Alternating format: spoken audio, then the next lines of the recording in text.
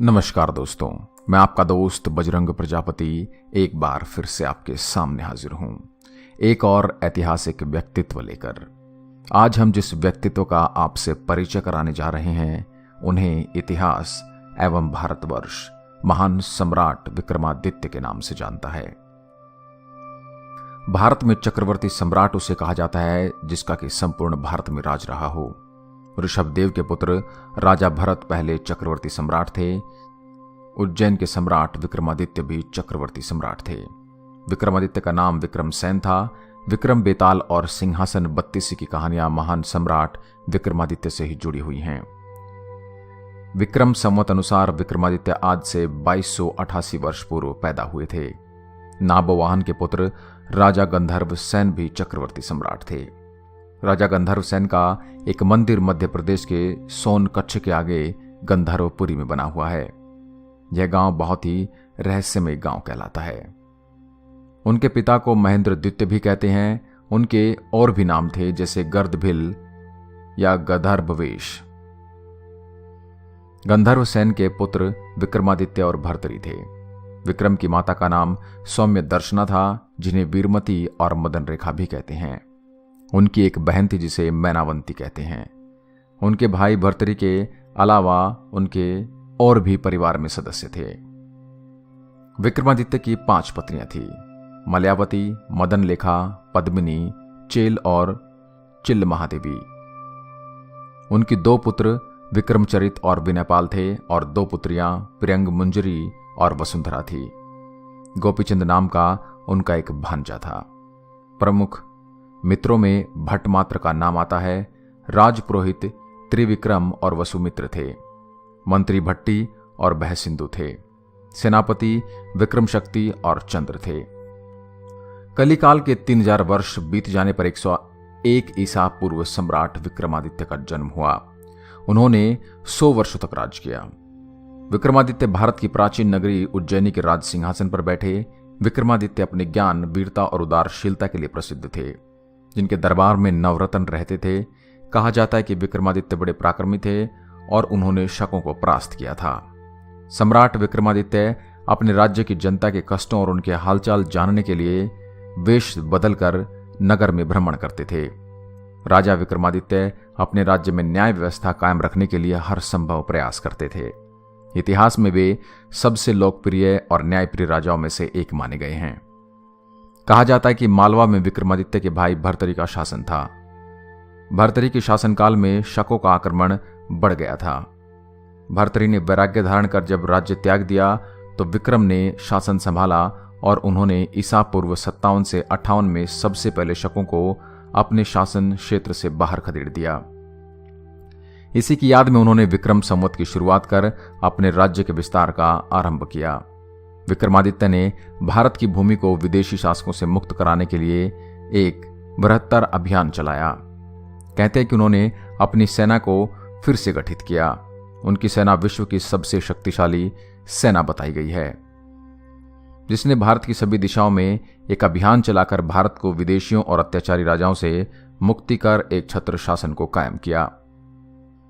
कलहण की राजतरंगिणी किताब के अनुसार 14 ईस्वी के आसपास कश्मीर में अंध्र युधिष्ठिर वंश के राजा हिरण्य के निसंतान मारे जाने पर अराजकता फैल गई, जिसको देखकर वहां के मंत्रियों की सलाह से उज्जैन के राजा विक्रमादित्य ने मात्रगुप्त को कश्मीर का राज्य संभालने के लिए भेजा था। नेपाली राजवंशावली अनुसार नेपाल के राजा अंशुवर्मन के समय में उज्जैन के राजा विक्रमादित्य के नेपाल आने का उल्लेख मिलता है। राजा विक्रम का भारत की संस्कृत, प्राकृत, अर्धमागधी, हिंदी, गुजराती, मराठी, बंगला आदि भाषाओं के ग्रंथों में विवरण मिलता है। उनकी वीरता, उदारता, दया, क्षमा आदि गुणों की अनेक गाथाएं भारतीय साहित्य में भरी पड़ी हैं। विक्रमादित्य और उनके नवरत्न। नवरत्नों को रखने की परंपरा महान सम्राट विक्रमादित्य से ही शुरू हुई है, जिसे तुर्क बादशाह अकबर ने भी अपनाया था। सम्राट विक्रमादित्य के नवरत्नों के नाम धन्वंतरी, शपणक, अमर सिंह, शंकु, बेताल भट्ट, खटखरपर, कालिदास, वराह मिहिर और वरुचि कहे जाते हैं। इन नवरत्नों में उच्च कोटि के विद्वान, श्रेष्ठ कवि, गणित के प्रकांड विद्वान और विज्ञान के विशेषज्ञ आदि सम्मिलित थे। देश में अनेक विद्वान ऐसे हुए हैं जो विक्रम संवत को उज्जैन के राजा विक्रमादित्य द्वारा ही प्रवर्तित मानते हैं। इस संवत के परिवर्तन की पुष्टि ज्योतिर्विदाभरण ग्रंथ से होती है, जो कि 3068 कली अर्थात 34 ईसा पूर्व में लिखा गया था। इसके अनुसार विक्रमादित्य ने 3044 कली अर्थात 57 ईसा पूर्व विक्रम संवत चलाया। महाराजा विक्रमादित्य का सविस्तार वर्णन भविष्य पुराण और स्कंद पुराण में मिलता है। विक्रमादित्य के बारे में प्राचीन अरब साहित्य में भी वर्णन मिलता है। उस वक्त उनका शासन अरब तक फैला था। दरअसल विक्रमादित्य का शासन अरब और मिस्र तक फैला था और संपूर्ण धरती के लोग उनके नाम से परिचित थे। इतिहासकारों के अनुसार उज्जैन के सम्राट विक्रमादित्य का राज्य भारतीय उपमहाद्वीप के अलावा ईरान, इराक और अरब में भी था। विक्रमादित्य की अरब विजय का वर्णन अरबी कवि जरहाम किंतोई ने अपनी पुस्तक शायर उल ओकुल में किया है। पुराणों और अन्य ऐतिहासिक ग्रंथों के अनुसार यह पता चलता है कि अरब और मिस्र भी विक्रमादित्य के अधीन थे। तुर्की के इस्तांबुल शहर की प्रसिद्ध लाइब्रेरी मकतब सुल्तानिया में एक ऐतिहासिक ग्रंथ है, शायर उल ओकुल। उसमें राजा विक्रमादित्य से संबंधित एक शिलालेख का उल्लेख है, जिसमें कहा गया है कि वे लोग भाग्यशाली हैं जो उस समय जन्मे और राजा विक्रमा के राज्य में अपना जीवन व्यतीत किया। वह बहुत ही दयालु, उदार और कर्तव्यनिष्ठ शासक था, जो हर एक व्यक्ति के कल्याण के बारे में सोचता था। उसने अपने पवित्र धर्म को हमारे बीच फैलाया। अपने देश के सूर्य से भी तेज विद्वान लोगों को यहां भेजा ताकि शिक्षा का उजाला पूरे विश्व में फैल सके। इन विद्वानों और ज्ञाताओं ने हमें भगवान की उपस्थिति और सत्य के सही मार्ग के बारे में बताकर एक परोपकार किया है। ये तमाम विद्वान राजा विक्रमादित्य के निर्देश पर दुनिया के बाकी हिस्सों में जाकर शिक्षा का प्रचार प्रसार कर रहे थे। इसके अलावा भारत में और भी सम्राट हुए हैं जिनके नाम के आगे विक्रमादित्य लगाया गया है, जिनमें से हैं यथाशिहर्ष, शुद्रक, हल, चंद्रगुप्त द्वितीय, शिलादित्य, यशोवर्धन आदि। दरअसल आदित्य शब्द देवताओं से प्रयुक्त है। बाद में विक्रमादित्य की प्रसिद्धि के बाद राजाओं को विक्रमादित्य की उपाधि दी जाने लगी।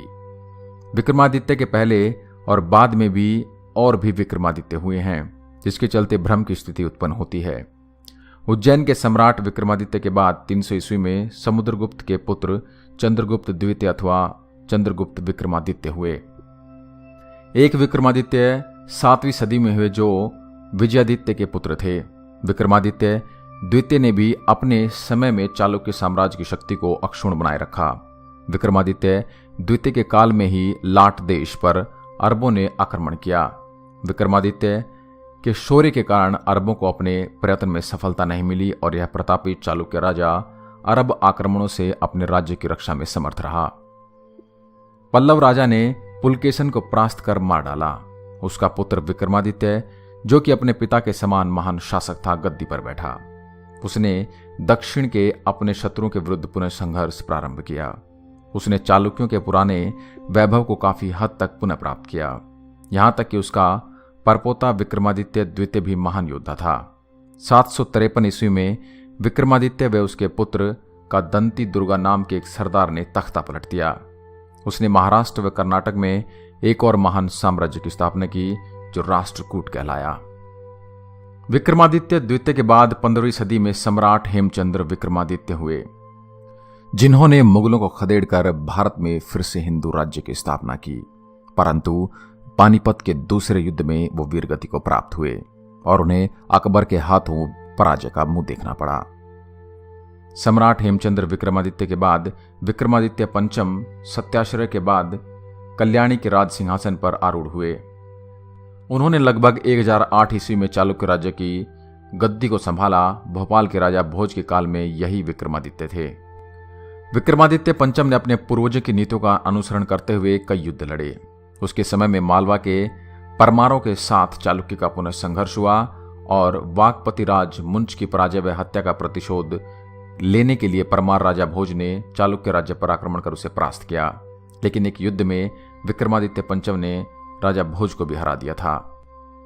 आशा करता हूं यह वीडियो आपको पसंद आई होगी। ऐसी ही ऐतिहासिक वीडियोस के लिए आप हमारे चैनल शब्दबाण को लाइक करें, शेयर करें एंड सब्सक्राइब करें। अगर आपके पास भी चक्रवर्ती सम्राट विक्रमादित्य से जुड़ी कोई जानकारी है तो कृपया उसे कमेंट बॉक्स में हमारे साथ साझा जरूर करें। जय हिंद, जय भारत।